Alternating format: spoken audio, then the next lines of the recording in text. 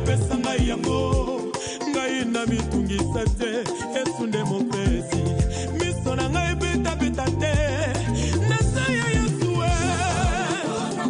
ngayo nakoma yo Yesu haleluya atikulanga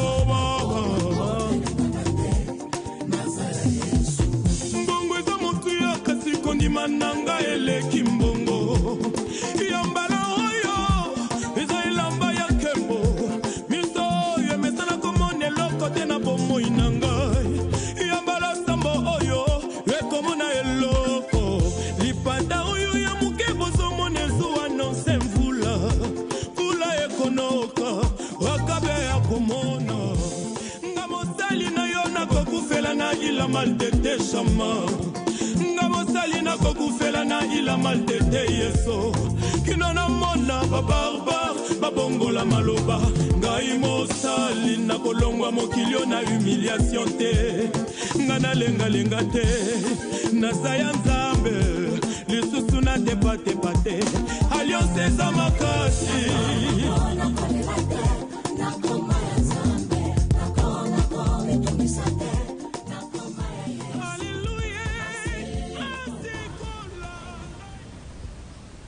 soki moto alingi ngai akobanda kotosa maloba na ngai tata na ngai pe akolinga ye bongo ngai na tata tokoya kovanda na ndako na ye moto oyo alingi ngai te atosaka maloba na ngai te mbote na bino bandeko balandi ya Canal Media bozali baike kolanda biso na ngai ye pona kosombi kinyama kanisi pe kotefela na mambi matali ba Kristo na émission ebo solo na église oyo biso na bino toyaka be kotefela na mambi miso elekaka na ba ecclesia na biso elekaka na ba etando na ba réseaux sociaux na mambi matali ba ecclesia to ba Kristo ndo biso toyaka na yango apona kosombi kinyama kanisi pe kotefela na ritma iko kelo kendo kolandela soki ezali siki engebene na makomi et sans tout o mesa nazalaka ngai moko te nazalaka na invité o azalaka spécial kasomo kolomalelo tozali na esengo ya koyamba lisusu moko ya basali ya nzambe na elanga ya tata azali bongo recteur pe professeur ya université de la foi chrétienne awa na engoma mokonzi sa sapeli banda ya mboka na mboka misusu azali pe bongo lisusu mokambi ya etando ike monene ERB télévision évangéliste Roger Baka TV yenda zali mobianga mina biso ya mokomaelo na kombo ya évangéliste Roger Baka Jika. Shalom et bienvenue. Shalom Famba, bonne année. Merci pareillement. Bonne année à vous tous. Bozolanda biso landaku esengweze angai ya mukia basali, c'est-à-dire en français le plus petit de tous les serviteurs de Dieu.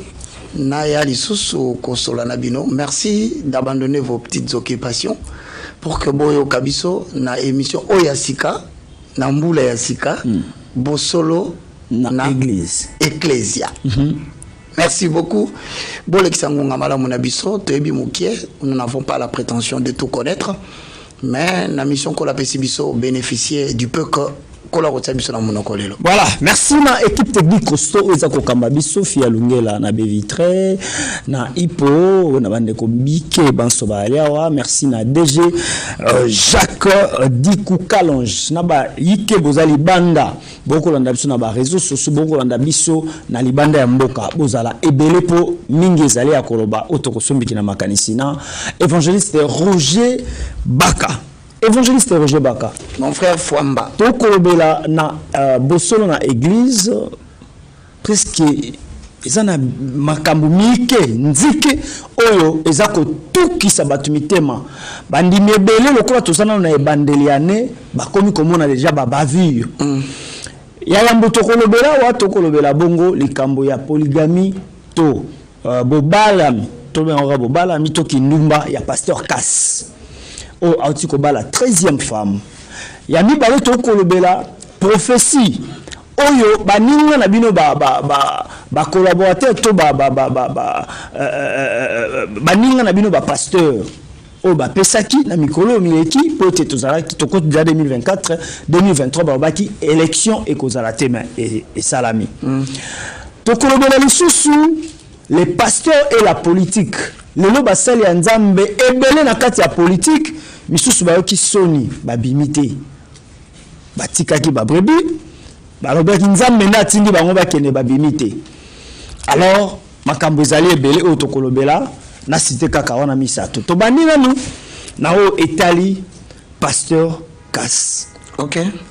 Lelo yo a commis la troisième femme évangéliste Roger Baka to moni pe mwana yango 18 ans ndenge ba koloba ba impression na yo est-ce que landaki yango to landi yango te bon lokola mutu nyonso pe azalaka na actualité na yoki yango omoni pe na moni pe ba photo bon na saluer batu nyonso ya communauté église primitive parce que c'est de eux qu'il s'agit na évêque na bango c'est-à-dire responsable à bakambi belé la communauté église primitive à savoir pasteur Casse na pesi mbote bon comme Tolobaka non na Pierre Kasambakana voilà Pierre Kasambakana ndenge Tolobaka étant toujours prêt à répondre à quiconque nous demande quel est l'objet de notre foi toko bangate to ripe okimate parce que musala encore la pesi biso na kati émission ayo par exemple bo solo na église et ça na mukanda ya Jean chapitre 8 le verset 32 oui. Tolobaka vous connaîtrez la vérité et la vérité vous affranchira. Le mot bo solo en français c'est la vérité alors tant que la bo solo c'est-à-dire que okoye ba bo solo pe bo solo et kosiko la bino alors ngai nazo détenir vérité te fambazo détenir vérité te Casse azo détenir vérité te vérité est détenue dans manuel. Voilà la vérité. Socle. Voilà pourquoi à chaque fois Tolobaka, pour que tous à la subjectivité que alingaka mutu te, azana problème mutu, Tolobaka toujours il est écrit. Alors yope nandaku par rapport à mutuna oyo, natiki famba tuna mutuna, biso tokozonga kana makomi. Que Dieu vous bénisse. Voilà, biso Tolobaka toza ba berien c'est-à-dire ba verfia kama komi. Ba verset nyonso évangéliste Roger Baka repesa tokotanga na bino longo bino pe na ndaku bokotanga. Ya lobi ye mutaza na vérité te vérité batami na Biblia. Mwana wana balobi azana 18 ans. Pasteur Casse wana za troisième femme naie. Loko na bo moto. Troisième. 13e femme plutôt. OK. Na kibo moto loko la moto. Pasteur Casse azana 70 ans, 70 ans. Moi on a 18 ans. Ça peut se faire. Non, d'abord normalement écart d'âge en termes sociologiques. Écart d'âge ils ont plus de 50 ans. C'est pas bon. Pourquoi? Parce que si nous devons partir du modèle selon lequel Genèse chapitre 1 Tozokita, on remarque que Dieu créa d'abord l'homme. C'est pour dire autant en termes d'existence terrestre, le plus âgé en termes d'entrée sur la terre des vivants, c'est Adam. Ève et Nassim. Donc c'est pour dire le mariage que Dieu a donné comme modèle, c'est la relation qui existe entre un homme qui a déjà coexisté à Mukolo. Moi, si y a Nassima. C'est pourquoi dans l'ordre de la création, sur le plan sociologique, tu peux y répondre. Tu dis que Dieu créa d'abord Adam, ensuite Ève vient après. Quant au reste des cultures qui estiment que moi, c'est à cause de Mukolo Mobali, ça dépend de votre culture, mais moi, je parle le langage de la Bible. Et j'ai donné la référence, tout ça, Mukanda à Genèse 1, Genèse 2, Genèse 3, qui parle de la création, et vous verrez que l'homme est venu le premier. Deuxième facteur, lorsque nous rentrons dans les livres de Genèse, au moins on ne peut pas me recommander Abraham. Abraham a un quart d'âge, na moi si na Sarai, il y a 20 ans. Parce que lorsque Sarah a conquis ses 80 ans et que ange, Abraham, il avait pratiquement 99 ans. Et il en a conquis 100 ans. C'est que l'année prochaine, à la même période, tu auras un enfant. Donc, c'est ça l'écart d'âge, ça fait au moins 20. Alors, si tu as extrapolé, tu reçois comme modèle, je dis bien en prenant la Bible comme modèle, tu reçois que 20 ans, c'est encore possible. Ok. Mais au-delà, il semblerait que Bazan écart il y a plus de 50 ans. Okay.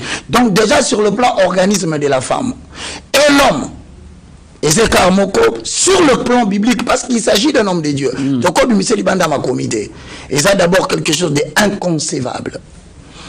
De trois, Nalingi peut se permettre quand même, Boye Bailo Komoko. N'a pas sa référence à Liboso. Et ça, nous avons 2 Pierre.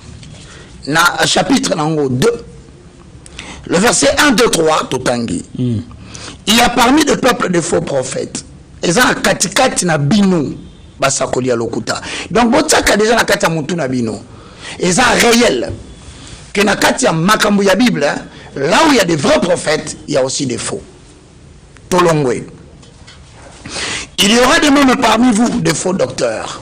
Donc, et ça, là, quand vous voyez la mention docteur, c'est-à-dire les gens qui prononcent des enseignements, des fondements du christianisme. Et nous voyons que ceux qui posent na sakoli à lokuta, beaucoup ça appelle na enseignement ya lokuta. Mettez-le comme une prémisse. Déjà dans mon tout, et c'est biblique. C'est pas moi qui l'invente. Babakisi qui introduiront sournoisement des sectes pernicieuses et qui, régnant le maître qui les a rachetés, attireront sur eux une ruine soudaine. Si on a versé dans le 2 fois, on retourne à Moutuna, Batubalobi. Mais comment se fait-il que Moutouana peut en abattre les balandakaye? Bino Bolobi qui est hasard, faux docteur. Mais Nani Batebele Bazolandaye. Écoutez-moi très bien. Au coquille qu'on jugeait de l'authenticité, il y a Moussa Linanzambe. Sur base, il y a critères, il y a popularité. Ok. Parce que Balobi en a versé 2. 2 Pierre 2. 2. Plusieurs le suivront dans leur dérèglement.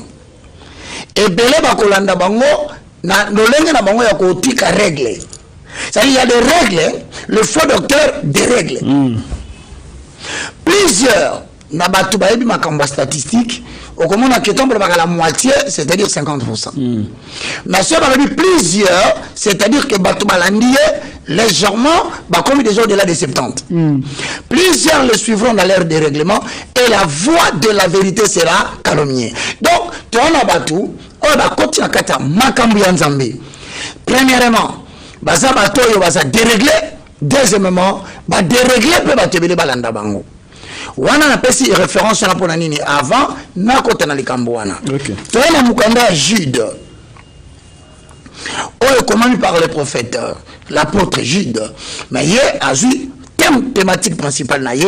Alors il parle du combat de la foi. Jude combien? Jude est dans le chapitre 13, toujours dans le verset. OK. Quel est le Jude mbalamoko le verset nayango 4. Verset 4. Vous allez constater Jude est dans le chapitre moko. Et dans le chapitre 13, ça dans le verset 4. Mbalamoko. Car il s'est glissé parmi vous certains hommes et dont la condamnation est écrite depuis longtemps. C'est-à-dire que condamnation na bango ekoyate bino ne bovandi bozo sera ba condamné bango lobité bango la si ba condamna bango uta enge bene ya bandaka musala oyo basi ba condamna ye tozana bango bele na Kinshasa oh non nzamba ko punir te basi ba pinisa ye asala mapo na enfer. Donc, qu'on perdre tant de baka, mais nous avons dit que batabo indemnité. Par la condamnation à Bango Famba. Et comment on a bandakala? Ok? Tokotanga. Des impies qui changent la grâce de notre Dieu en dissolution. C'est-à-dire, eza batoyo, ba lia lisumu, ba mela yango, ba digera pe bandima, ba bengi bango ba impies. Sikoyo bango ba bongo laka mbolu ya nzambe en dissolution. Il faut entendre par dissolution dérèglement. Et qui réunit notre seul maître et Seigneur Jésus-Christ. Donc sikoyo enseignement au Jésus a tiré la biso dans Matthieu, Marc, Luc, Jean. Ba apôtre ba pesi yango ba wanga nyango. Ba na wa bango. Ba wanga ni tesa ka bongo te ba boyi. Osoma na la grâce c'est un temps pasteur Kassalobara polygamie ça m'a bêté dérèglement va changer ngolu en dérèglement. C'est-à-dire que tellement que nous avons été sauvés par la grâce. Nous sommes sauvés par la grâce. Au quoi condamner Moutouté, au quoi juger Moutouté, va profiter et le croana va comme ça dérèglement. Et parmi les dérèglements et salamina mboka nabiso, moko ba dérèglement c'est la polygamie. Parce que Ce qui est la Genèse, chapitre 2, le verset 24.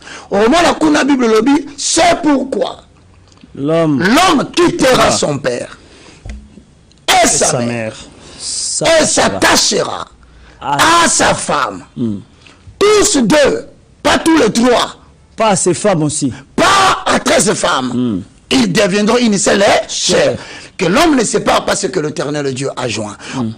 En fait, dans la création, Dieu a créé un homme pour une femme.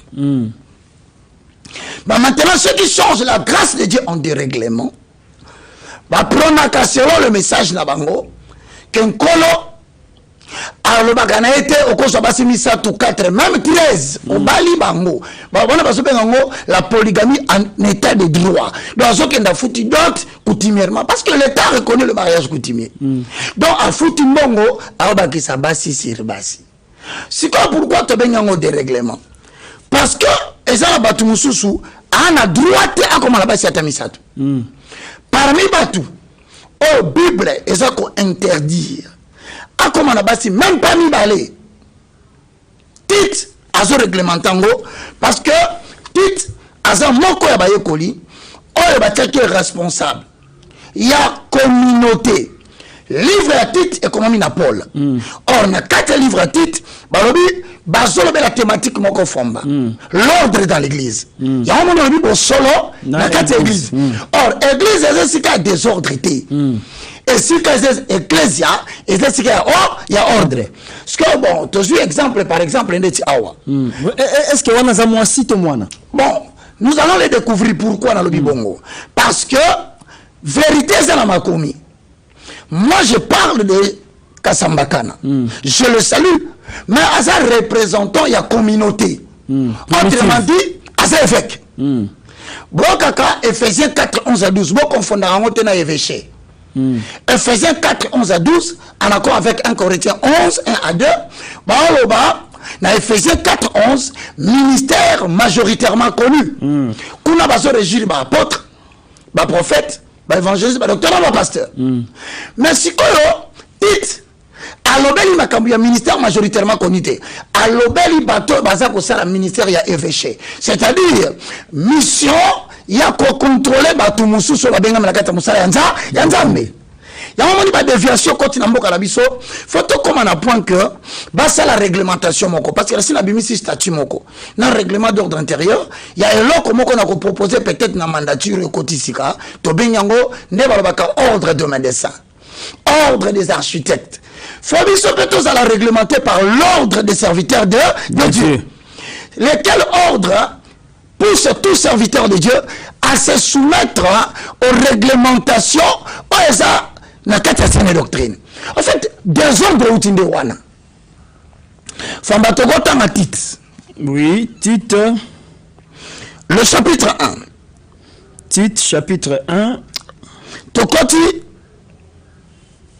Titre chapitre 1 verset 5 à 7. Ndekolanda. 5 à 7. Na limite ba commission ba particulariser le cambo Roger ba kasolo bela mutu. Ba berein totanga na bino mokanda ya titre chapitre 1 verset 5 à 7. Vas-y. Est-ce que Casse, pasteur, Azali, responsable de pasteur rebellité? Si. Bien sûr, vous le savez. Alors, comme il contrôle les autres pasteurs en termes de conduite, il est soumis à une législation, si du moins il se reconnaît être dans le christianisme. Au moins qu'abîme le christianisme, tu condamné été. Parce que nous n'avons pas jugé c'est du dehors. Mais dès lors qu'il dit qu'il est pasteur, dans quatre églises primitives, il y a christianisme, voici le verset qui les condamne. Ok, titre chapitre 1, verset 5 à 7. Je t'ai laissé en Crète, afin que tu mettes en ordre ce qui reste à régler. Ok. Ok. Et que, selon mes instructions, tu établisses des anciens dans chaque ville.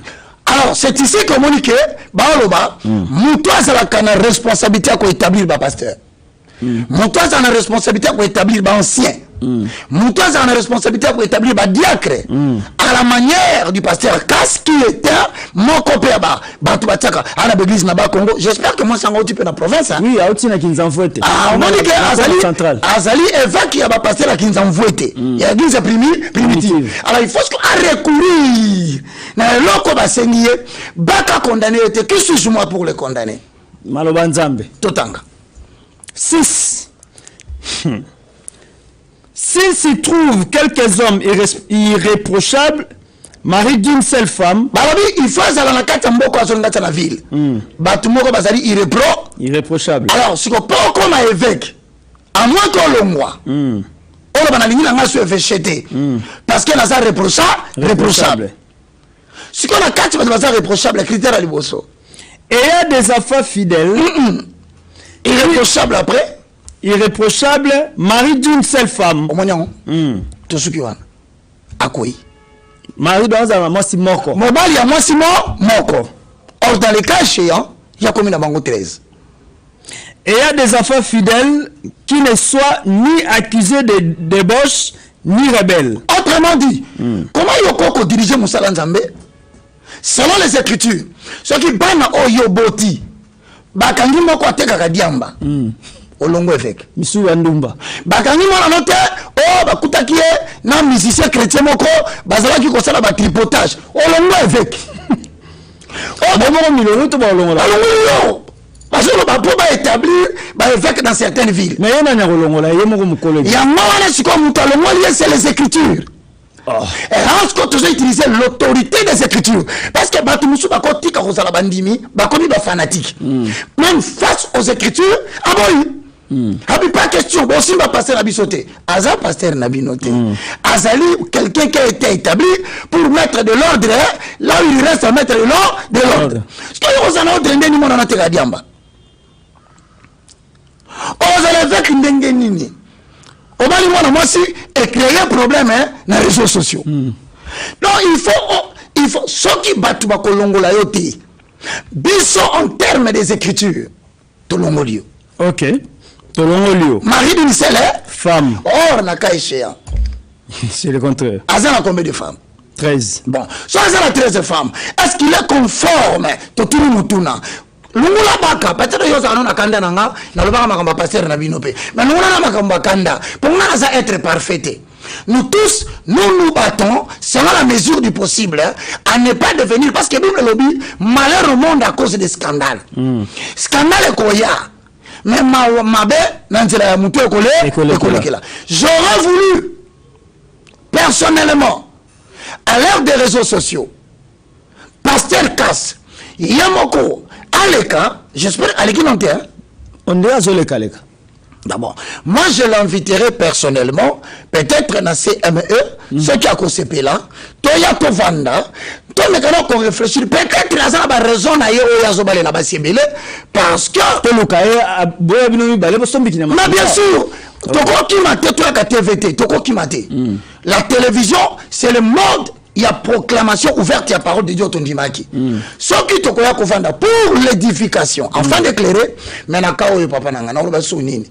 Osana Titi chapitre 1, les versets 5 et 6 c'est balobinin. 7. Car il faut que l'évêque soit irréprochable, comme de Dieu. Comme homme de Dieu. Économe. Comme économe de Dieu. Qu'il ne soit ni arrogant, ni colère, ni adonné au vin. Or, en termes d'arrogance, Makasi. Petit sorcier, race de vipère, petit serpent, tu es maudit. On m'a dit que. À quoi il sous le deuxième critère? Je le salue mon frère, je n'ai pas de problème envers toi. Je salue toute la communauté primitive. Bon, si que l'angate, bozalaka fanatique à moutute, bozala angate, bozala pe pasteur te, bozala béréen. Les gens qui vérifient les écrits. Les écritures. Un homme de Dieu ne peut pas être arrogant, deuxièmement. Ni colérique. Ah, et donc on découvre que ça n'a pas de choix. Bango. Balo baraka les choses qui plaisent. Au monde on a dit Timothée chapitre 4. Voilà. Ni violent, ni porté à un gain déshonnête. Voilà. Tout ce qui est. Wana yotangi, ngamu tunalobite. Donc en conclusion, si nous devons dire ici, Makambo pasteur Kassasali, c'est pas biblique. C'est pas biblique. Non seulement que ce n'est pas biblique, mais c'est aussi, ça marche à l'encontre de son évêché. Parce qu'à ça, évêque, comment ça n'a qu'à le Kouana?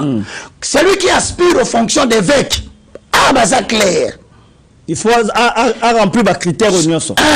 Il faut remplir les critères et surtout, bah, préciser. La communauté n'a yé, Azali évêque.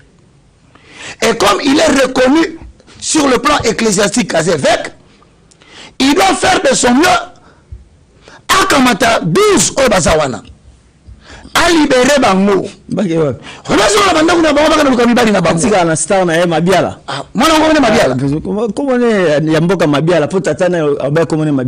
on va prier aussi pour lui. Peut-être qu'à cause de sa prière, il y a sans tout. Pour tous ces Nzambé, Azongi Saïe. Mais il y a une pratique qui n'est pas bonne dans le monde d'occultisme. C'est un évangéliste Roger Baka. Toujours éclairer opinion. Alors, Tolobi pasteur Kassa a commis 13 bassi. Na 13 bassi azoka bango mikie. Bana batu bazana nou ba miseka ba vierge. Et yende mutu a déflora bango. Alors, je ne sais pas. Est-ce que ezana esprit morote batama na sewana oli akende kozwa mwasi ya mukolo déjà mais azoka bana na mikie ba makila ta moza ko bima to ebite aosa na ngonini ou na Bible c'est symbolique ou bien ezana esprit moko boye bomba na sima na. Bon, au moins, nous sommes qualificatifs et à Bakambo pour la lobby. Parce que des fois, les gens ne me comprennent pas. Moi, j'essaye de travailler dans le courant de la restauration des valeurs spirituelles. Il ne s'agit pas que moi je sois vrai ou que je sois sans péché. Mais que la Bible soit reconnue pour vrai. Que nous soyons reconnus pour faux. Afin que marche la gloire de l'Éternel et que nous puissions disparaître. Il faut que tu comprennes le quoi. Parce que tu dis jusqu'à quel niveau tu peux tolérer ma kamsusu, on risque de croire que la chair est faible et on accepte toutes les faiblesses et on risque de renverser la doctrine. Est-ce que nous avons à 2 Pierre 2 Pierre chapitre 2. 2 Pierre chapitre 2. Dans verset 15. Verset 15. 2 Pierre chapitre 2 verset 15. Après qu'il y a 17. Voilà. Après avoir quitté le droit chemin, c'est-à-dire droit chemin Zali. Droit chemin Baïmba Nanzembouté. Alors, droit chemin, c'est la saine doctrine. Tu vois qui Bible avec un droit chemin, tu es un mot malgré nos défaillances. Reconnaissons nos défaillances, demandons à Dieu l'aide de pouvoir changer. Mais aussi la capacité de transmettre la vérité en toute droiture. Même si ils ont frappé Yomoko. Après avoir quitté le droit chemin, c'est-à-dire que la minute où on est a quitté le droit chemin. Ok. À ça, après, il y a mon côté. Na l'église nae. Ok. Pour papa et moi on a lobby azana basimi satu na fiancé moko. Mais c'est bala. On dit papa à côté na mon pépé à kolonga na droit chemin. Ok. Ils se sont égarés en suivant la voie de Balaam, fils de Béor. Fils de Bézor. On dit ce que et l'on dit là landi a mutali bosoté. Mutalanda mo pe Balaam. Kemen à 17. 17. Ces gens-là sont des fontaines sans eau. Sans eau. Au moins la gare centrale. Place basa la fontaine. Babenga ba passer ngaite bino la robaka azana manquement ba respect yoka ba propos ya Thomas Polo azokoma alobi na Thomas Pietelo alobi ce sont des fontaines sans eau et moi là que aucun gare centrale mayo matakani shitakana peut se payer sabatu basala mo peut se payer sabatu musana nzamba sala mo peut se payer sabatu mais tellement ma belle qui maezate or fontaine yo yebi so maezate mais comme stagnante et comme la salité. Ok. Comment papa? Dénué que chasse un tourbillon. Dans un milieu d'alicolo, tourbillon je bétaillé. L'obscurité des ténèbres leur est réservée. Molili, l'obscurité des ténèbres. Et lili y a molili. Donc c'est-à-dire que molili y a molili. Et lili y a molili. On sait un niveau ni batu balanyo la catégorie primitive par contre et lui Il y a molili et la bango. Donc ce sont des gens, demain, l'ignorance, comment on peut dire ça? Le manque de connaissance de l'ignorance. Donc c'est-à-dire qu'à ce qu'on soit tout droit, à Zimbisa bango, na ignorance totale. Ce qu'on a obtenu Moutouna. On a la pratique moko occulte. Pour la balandaka film moko bengango le 300. Il y a le roi Léonidas avec Xerxès. Sotaliango, on a remarqué que Léonidas avant qu'il ait en guerre contre Xerxès, a un soldat 300. Pour la petite histoire, à Mataki Mbomba moko boye a que consulter l'oracle. Or, en consultant l'oracle dans la pratique magique antique, l'oracle ce sont les personnes qui prédisent la victoire et l'échec dans la guerre. La permission d'aller ou de ne pas aller. Mais la capacité de prédire la victoire dans l'avenir, et ça doit appartenir à l'effort. Effort, et ça va tout le monde, mais va utiliser comme mingi vierge. Dans chaque vie vierge, on reconnaît une certaine dimension de la spiritualité dans la propriété. Voilà pourquoi la virginité d'une femme est un atout potentiel pour l'authenticité du ministère, surtout prophétique et de vision. Alors, la culture, la crainte de Dieu de ces filles-là, leur virginité fait l'objet de leur mais encore plus loin, parce que quand ça y est, bon,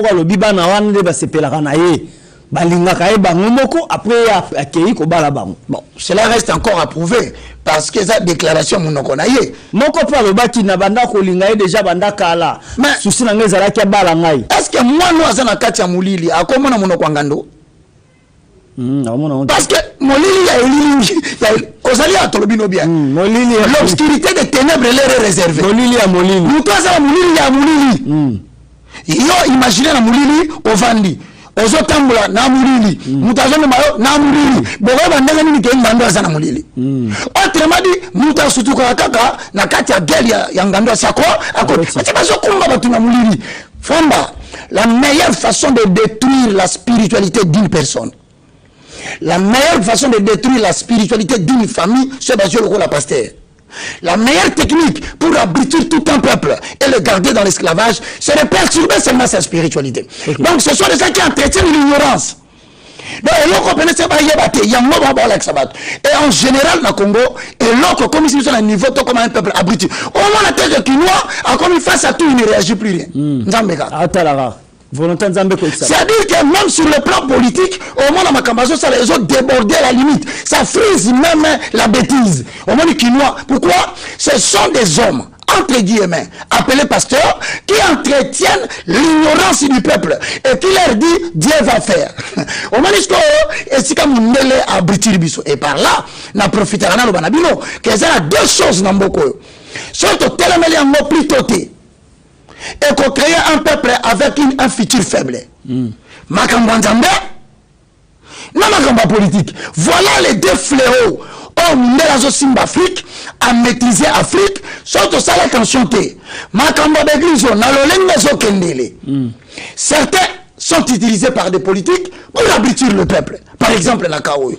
Comment vous pouvez tolérer Mouta 50 ans, ah bah la Mouana, il y a 20 ans. Et Mouta 70 ans. 70 ans. Et vous verrez, vous aurez entendu, moi, la grimace, au mandat d'amener, au mandat de Sissi. Je ne suis pas contre lui. Je parle du principe, que lobby, nous tous à côté le main. Tout ça, là-bas, on a vu amitié.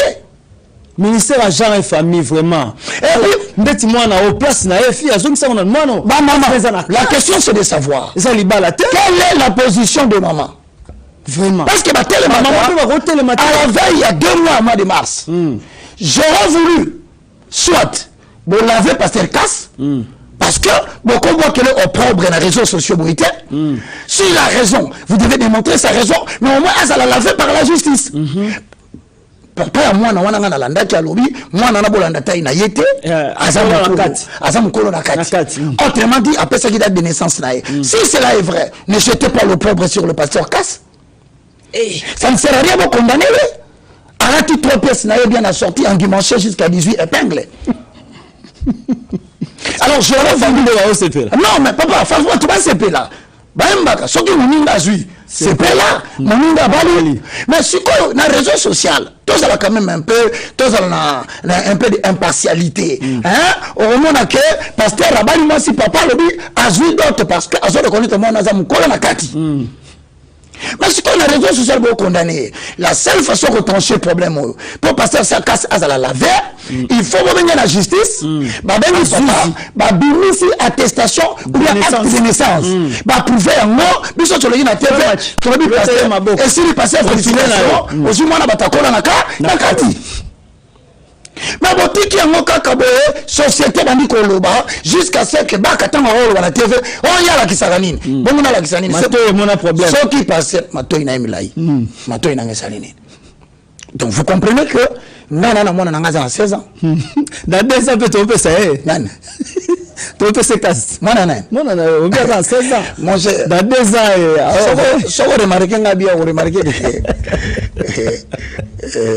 bino bosolo kama makofi na pasteur Abunda mais yo mo le biku na avec ça il reproche non c'est avec mais na communauté la communauté Nana Zali, messager de la bonne nouvelle, na église universelle, le monde est ma paroisse. Donc, paroisse n'a pas église. Na comme il est na université de la foi chrétienne, où on a so enseigné parole. Maintenant, kuta papa moko, il y a 74 ans. Moi, nanga Samuela Sivier Tabaka, à le Gananzela, 17 ans, 16 ans. Na kutia ba telemi.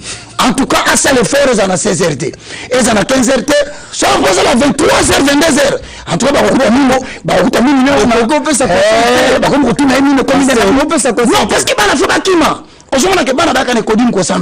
si vous avez quelqu'un, les yeux pleins de convoitise, je ne parle pas de lui, je parle de quelqu'un d'autre à cause de la maladie. Mais on fait allusion à lui. Si on fait allusion à lui, justice est interpellée, va prouver innocence parce qu'il a droit à l'honneur.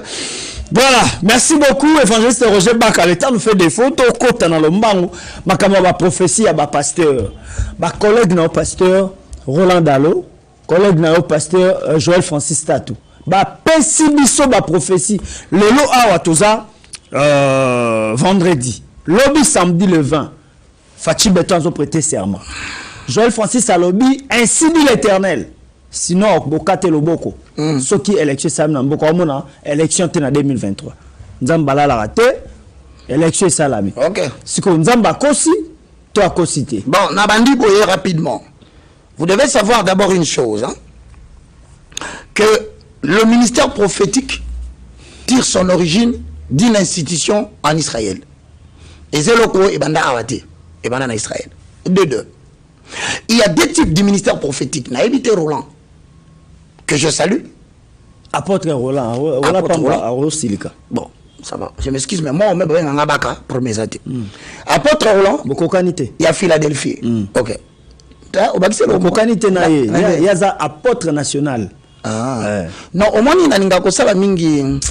Ba comparaison en athée parce que basa baleki na ngana ministère olobi basa baleki Roland Dalo leki na tant na bandi makambo nzambe na mboko yo je le dis en toute humilité pour la traçabilité historique na bandi côté na kata film depuis l'an 2000 na moni on a interprété film aux autres athée il y a déjà l'église oya yebi makambo maté à comprendre que na kata interprétation il y avait un messager de la bonne nouvelle qui parlait na cause film encore sous le leadership de Soni Kafuta, n'a copé 60 références bibliques.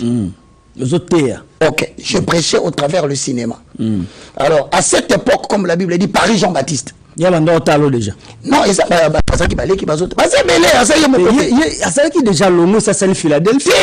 En 2020, oui. Il y a déjà à l'ONU, je ne parle pas pour ma gloire, je parle pour l'historique.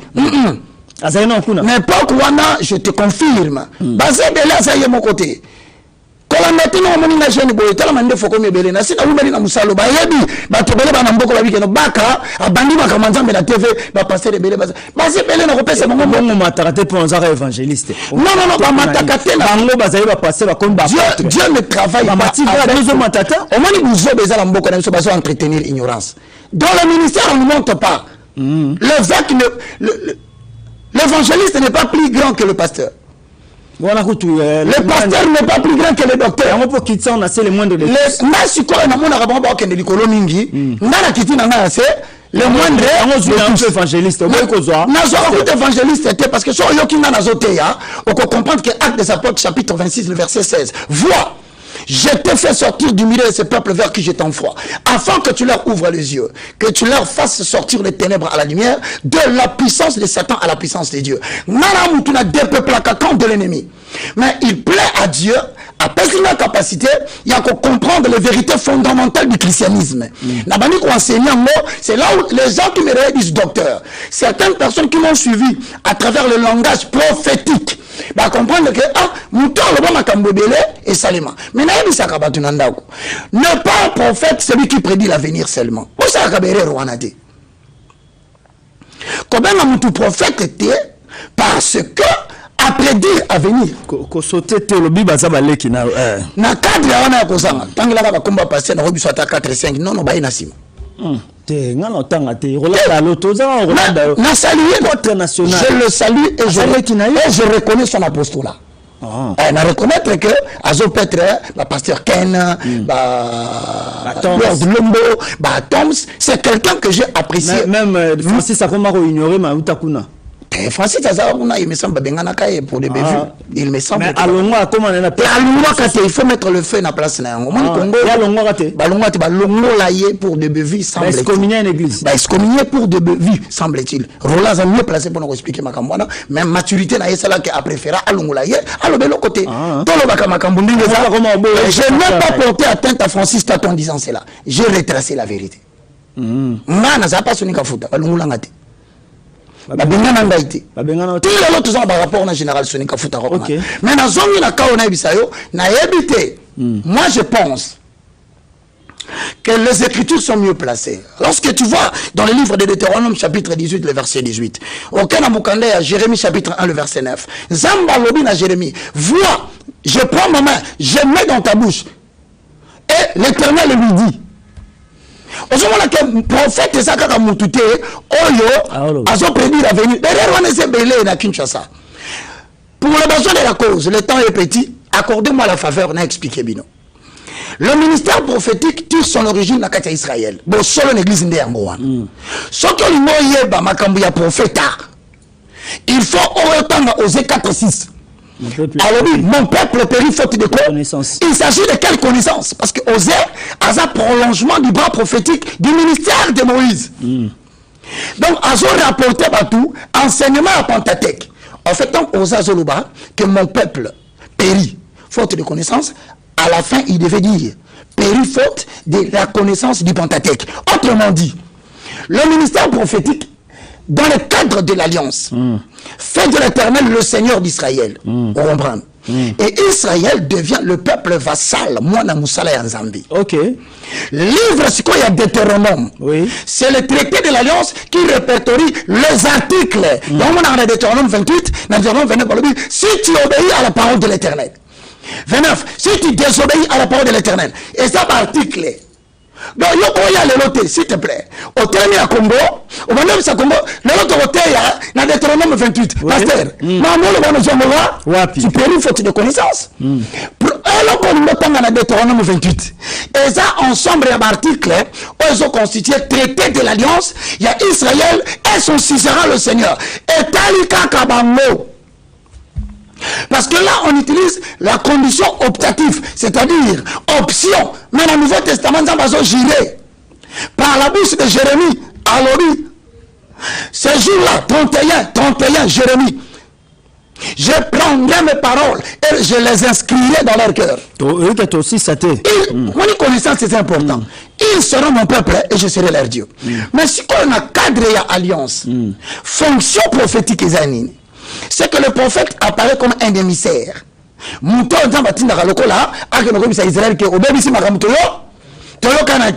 Donc, fonction primordiale, il y a un ministère prophétique, c'est dénoncer les fautes du peuple. Alors, s'il faut dénoncer les fautes du peuple, Roland devait être le premier à dénoncer le problème des élections. Ok, le corps apôtre national.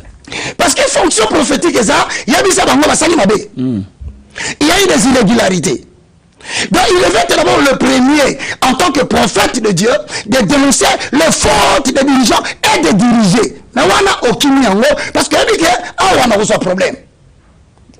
Après avoir dénoncé les fautes du peuple, on a eu l'élection comme quand un petit problème. Et qui deuxième fonction que Roland Dallot, l'apôtre, en tant que ministère prophète, dans le cadre de l'Alliance devait faire, il devait aussi annoncer des sanctions.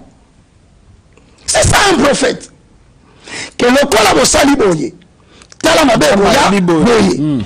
Quand on a un mutu boye. Tala ba musu ba osala invalidé. Tala après invalidation ba otumba ba pile. Wana nga comme nzambe te boye. Si quoi yo c'est le simbaki. Le col est simbité. Na deux parties on a bâti le troisième. Troisième, c'est quoi? Lorsque tu as raté de dénoncer les fautes. Parce que le pasteur, le bazar, le ministère prophétique, au moins dans la 4 églises, tu n'es pas prophète. Le langage du prophète est clair. Limpide en termes de reproches. Prophète a moutali à Moutouté. Aza camarade à Moutouté. C'est ainsi dit l'Éternel et l'oracle de Dieu qui lui raconte. Il est trop dur, mais il faut le supporter comme ça. Okay. Maintenant, pour nous à maintenir la fonction prophétique, que ce soit Francis Tatou, que ce soit Roland, que je salue l'apôtre. Troisièmement, vous devez préparer des enseignements pour préparer le peuple à revenir de leur mauvaise voie. Or, jusqu'à présent, nous allons les autres mater. Alors, dans ce cas-là, comme il s'agit peut-être que Bazali va prophète tâter dans le cadre, il y a alliance. Bazaba prophète dans le cadre messianique néo-testamentaire. Or, ce va continuer dans le cadre messianique néo-testamentaire, il y a encore une alliance que Dieu a fait à David et l'annonceur, c'est le prophète Nathan. C'est la pérennité du trône. Là, vous faites la prédication et la prédiction vient après. La prédiction de l'avenir ne peut pas se servir de la prédication. Et là, il faut comprendre. Ça dit que nous sommes un prophète du Nouveau Testament.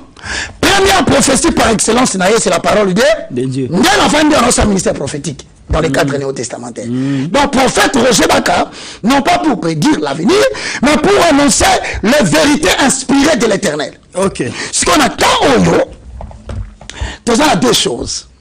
Nous avons la prédication, qui est christocentrée. C'est-à-dire, dès lors que nous avons la télévision, les réseaux sociaux, devant la chair, sa prédication doit reposer sur Christ. Pas question. Oh non, la taille de sexe est saisie. Non! Faut faire attention. Quand tu te tiens pour annoncer les oracles en termes du ministère prophétique néo-testamentaire, tout ce que tu vas dire, même à ton continent, Genèse, il faut ministère Christ. Sur un exode, il faut ministère Christ. On a Lévitique, Christ doit apparaître dans toutes les images aux obimisa. À la fin, tu peux prédire l'avenir. C'est quoi, la prédiction est au service de la prédication. Mais la prédication n'est pas au service de la prédiction. Donc, on a frère Vandiwana, ça c'est pas le ministère prophétique. Ça c'est l'abus, le dérèglement. Papa, comme ça un problème,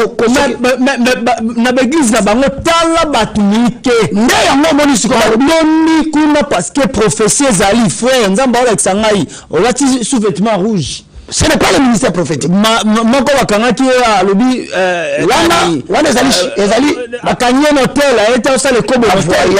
Attention, Deutéronome est la catégorie à Batouana. Toi, là, voyant, tout ça, astrologue, tout ça, nécromancien, tout ça, clairvoyance. Voilà. Mais il y a une clairvoyance.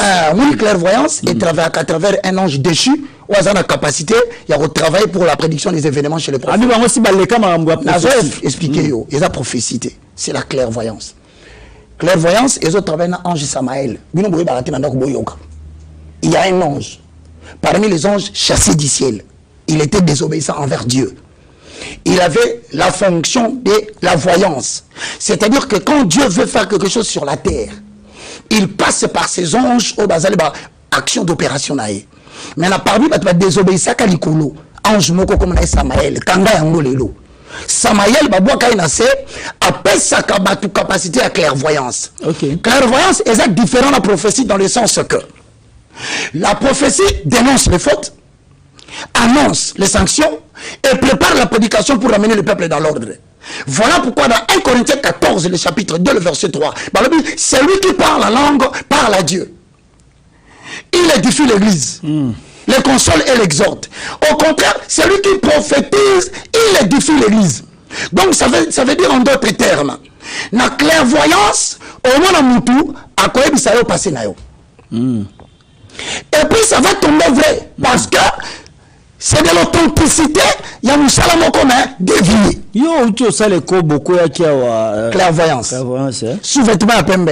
Na kombo famille na. On a mis $1 na poche. Clairvoyance. Kombo parents. Papa na communautaire. Clairvoyance. Na on na kati ya salo ser moko comme na M A R I E ser Marie. Clairvoyance. Le prophète dans les prophéties théorie, ce point ba prophétie. Prophétie ezali icône ya mode d'opération d'ouverture. N'habite so vous comprendre nga mutu na mutu azaka na canal ya ouverture na ye ba mususu okoma na koti na kati église bona mbabula oto ezabo bonganga na nzambe te code na bango ya ngona pour passer pour l'église na mbabula o mona mususu atteindre église na couleur ka jaune. Il y a des anges qui n'ont peur qu'avec des couleurs et ça ba mususu à opérer en église à travers le drapeau qui contient le pentacle de triangle à 5 angles. Il faut avoir un code d'accès. C'est-à-dire, il faut avoir un loco moko qui ça accès à l'ancien. Ok, c'est ça. Nous sommes à la musique. Au moins, à quand on a un ensemble moko. Oli, abalu qui be sera tchebe pas bilon sokuna. Ngai na moko soki nzambe te. Gulelanga kala. Parce que na yeko bima na makambo nzambe na période où nzambe zo isanga lokola Jérémie, kotala âge na yote. Na bimission devant ancien, devant le président, devant le député, devant le roi, l'obéla la vérité, ils te feront la guerre. Mais je te rassure une chose, ils ne te vaincront pas. Ce qu'ils embêtaient, pour le système, il y a des prédicateurs, ancien visage, tout ça, beaucoup à 90%, la Kabbalah juive. Dans le Bible, évangéliste Roger Bakato, sombi qui n'a pas kanisi. Bandeko baolanda biso ebele pour dévoiler la kapenza monde ya Satan. Ba pasteur oyo ngana na catégorie de pasteur oyo to benga bango ba pasteur to basali ya Satan te na ministère prophétique bazate dis-moi sur ça te comprendre que on la bango bazate pourquoi c'est que baba pasteur te bon c'est là on zo kombo oui il faut to yeba po tisiko meti Francis Joël a outi ko masquer sous prophétie na ya a lambi ngo su ki to ka bati mungu na pipil a bi bo kanisa teke eli ko msabango ba faux prophète basaka ba sali ya nzambe et puis ba authenticité bon ngai na ko pesa bango kombote zo 2 Pierre 2 eh comment on a zobima oh balango baka mutalobaki na boyi na ngai 2 Pierre 2 OK 2 Pierre chapitre 2 verset combien? Le verset 15. Verset 15. Totalement combien de temps?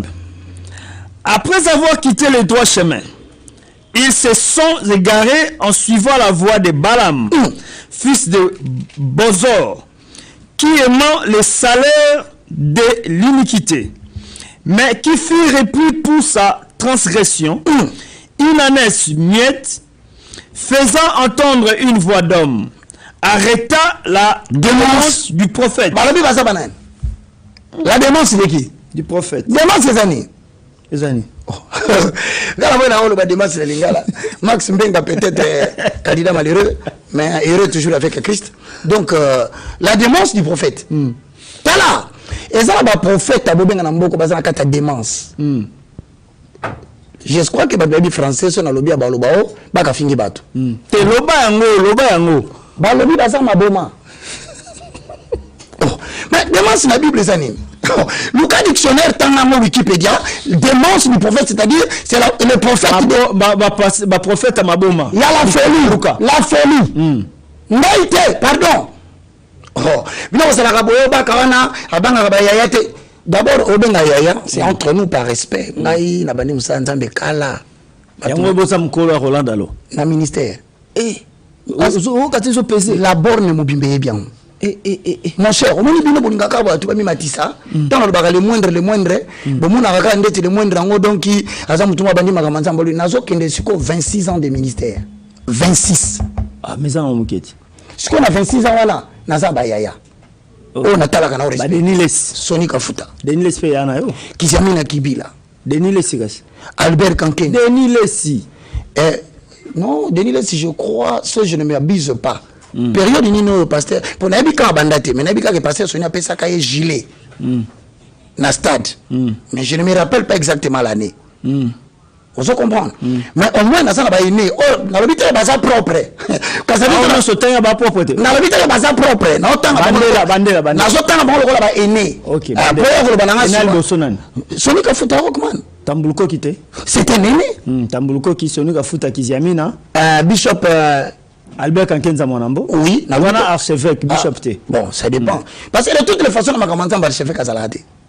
Tika rubuka muninga ko eza muninga to bino buka yaya na buki yaya te eza ba titre honorifique le titre d'honneur considéré la Bible ezate na Bible eza na nulle part na Bible archevêque ezate mais baza onction makasi partage génération c'est-à-dire onction c'est quoi onction c'est baba beton li solo to ko vanda wa okomona ke oyo zo benga onction bengo ba fait étranger biso bengo le fait étranger ba moto libanda parce que on se batté.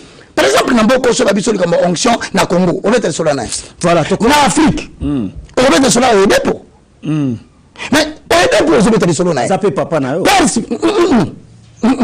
Au dépôt, Azali, moi, il y a Kenneth Copeland. Kenneth Copeland, tu vas sembler en église à vainqueur, moi, j'aime pas dire des mensonges. Comment Kenneth Copeland remonte? Kenneth Copeland, Azali, moi, Kenneth Hagin. Mutaliboso, il y a l'église de Reveil, de Revival Church, dans les États-Unis d'Amérique. Rema Church, dans l'église Newana. Mais d'après les enquêtes, que ce soit Kenneth Copeland, que ce soit Kenneth Hagin, basé 33e degré franc-maçon. Ok. Vous savez que Bilom Soubolo Manakata Mbokoyo, surtout qu'on se permettre de étaler la vérité, mais nous avons dit qu'on a Kinshasa. Parce que nous trouvons à Kenneth Copeland, tu ne vas pas me dire que nous t'avons dit à Zate. Kenneth Copeland, à 33e degré franc-maçon, fils de Kenneth Hagin. Le père spirituel, entre guillemets, de dépôt. Je na tellement na ebisi bino ke tibi jo choisa mutaki ndoki. Na Congo ba finga nga pa Nigeria. Mais akufa na sa pongi. Jour na lekaka la TV na biso bango, si tu ne te répands pas, tu mourras. De la même façon, hein? Oui. Ndeto lo bano boy. Et ça nouvelle année. Bon monique sur le plan politique, il y a une certaine renouvellement, hein? Il y a classe politique. Mais je conçois, moi, en tant que prophète, qu'il n'y a pas eu élection. Personne ne va me faire changer cela. Il y a eu vote. C'est-à-dire que les gens sont allés sur les urnes, ils ont déposé... Non, ils ont déposé le choix au Bamba Kanisaki. Mais quant à la publication, pour avoir les gens que vous avez réellement voté, c'est là où on définit le mot élection. Parce que tout le monde a commencé à battre. Oui, mais tu passes à la batte belé, le lobe électeur belé peut décevoir les candidats. Alors, bah, il y a un vote, quelqu'un a voté, moutou moussous. Famba, depuis pas y a dit que moutou a voté. Depuis 1961, 1963, après que De Gaulle a commencé une crise, à se sentir que l'Europe ou bien France, ils ont perdu notoriété, il fallait prendre possession de la colonie africaine. À ça, 20 000 km en 9 jours pour nous faire voter le pays africain, soit Barondima, Batika la Paré Nabango. Et ça, un système qui est établi en Afrique, comme on a les réseaux Fokar, on a le Bango Jumsou na Yawa, Boussolo na 4 églises. Depuis 1961-63, en Afrique, Tilelo, Moga Moga s'organise l'élection à Zate. Voilà, moi, Binani Okanati Kanani. Oui, bien, oh. T'es naïe, Baratin. Binani Okanati Kanani. Pasteur à côté politique, ma comme côté la politique na kati thématique, thématique. Au Koya Nango lobby, est-ce qu'un homme de Dieu du ministère majoritairement connu, Ephésiens 4, 11 à 12, pour définir le concept bien, c'est par là que ça se passe en Galasi. Tout ce qui wa, wapi. Na minute yo ki sinzambe so, la capacité de Ngalassi en tant qu'évêque, il y a louange. C'est de revenir à la télévision et de demander pardon pour protéger l'avenir de la louange. Mais chaque jour peut-être réseau battu. Et comme au propre, et ça les colonnes bino, ne comme ensemble et zo fingama. Oso imaginer batou, ba vandi penza, ba yeba ni namboka te, ba ni ba yeba bango. Mais je pas qu'à 26 ans, partout, quand tu ne sais pas comment naï apostilité. C'est parce que yo que nous quand on a politique ça mouyibi. Est-ce que va voter politique ça qui nous et ça y a on a besoin de aucun député. D'abord nous mboko so li bando fingo bien pour postuler à la présidence. Yo mo ni ko ke ambassadité. Donc tu vas garder mon dans respect na ngai, na vanda na ngai pour soko postuler au kon mutu mabe. Par conséquent, la Bible dit dans Ephésiens 4 11 à 12, les 4 ministères ont été confiés pour l'expression latiniste. Nabandeli, expression en latin. Balobi cognos qui est reconnaissance qui pour na 4 ministères. Pour le perfectionnement, les 4 artismos, c'est-à-dire pasteur Moussala Nezanine, prêche l'évangile, détecter na 4 églises bateau basé na talent, pesa bango enseignement, écola, après tindi bango ba Moussala jusqu'à ce que nous soyons parvenus à l'unité de la foi. Sur notre vendia, pasteur à cause de la polygame, to yebite unité zate.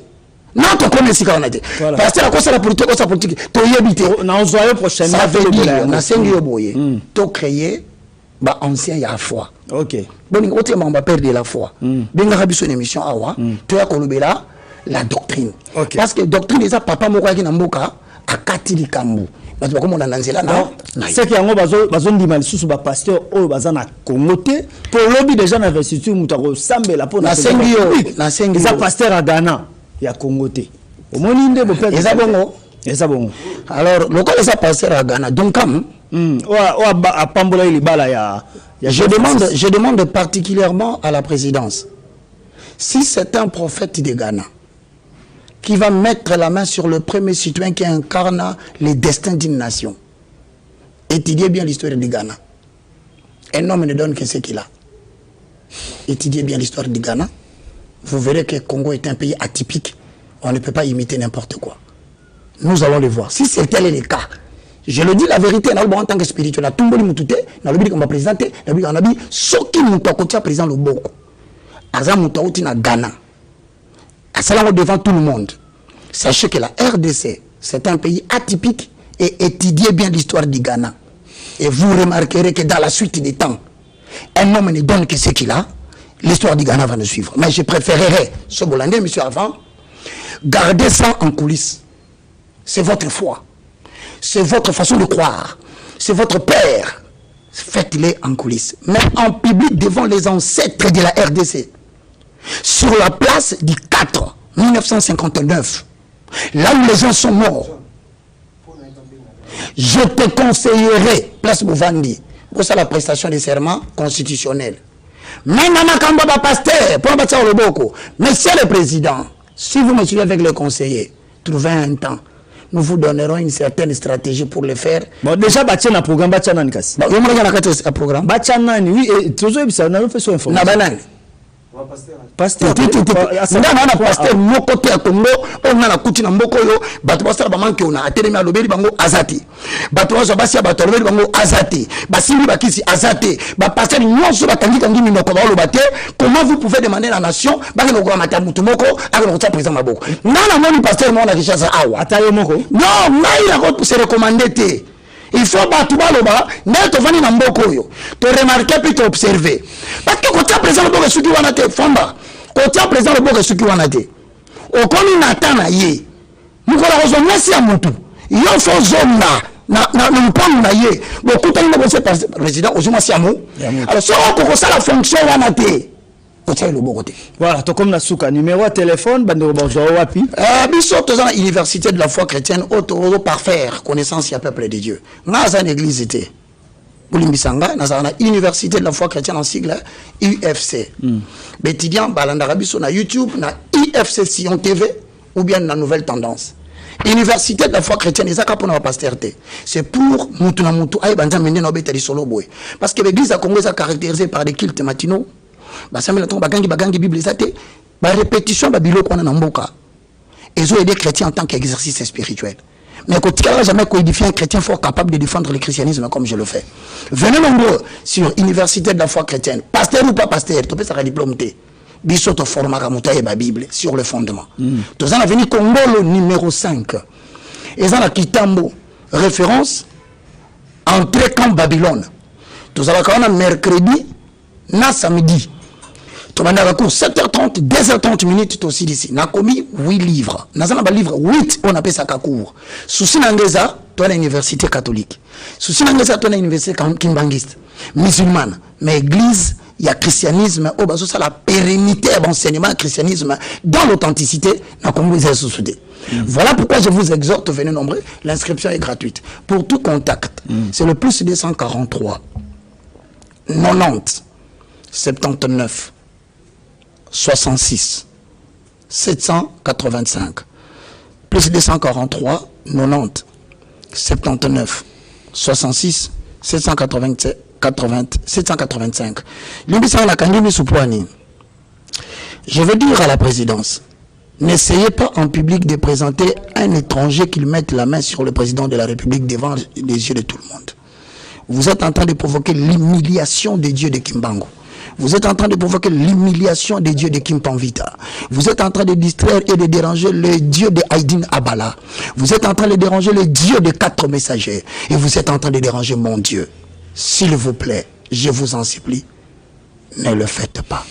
Voilà, merci beaucoup, évangéliste Roger Bakana, Malobanende, Tocheli Tono, na Bosso, na église à Mokomelo, ce colos massi, à zonité, Tolike, Tokuta, non, Ezaïkoya, na même un numéro, Sikabutika Malamu, Omabote Mabino, Shalom. Shalom, merci, au revoir. Merci. Il n'a aucun plaisir, mon frère. Continuez le bébé, c'est pas possible, mon frère. Désolé.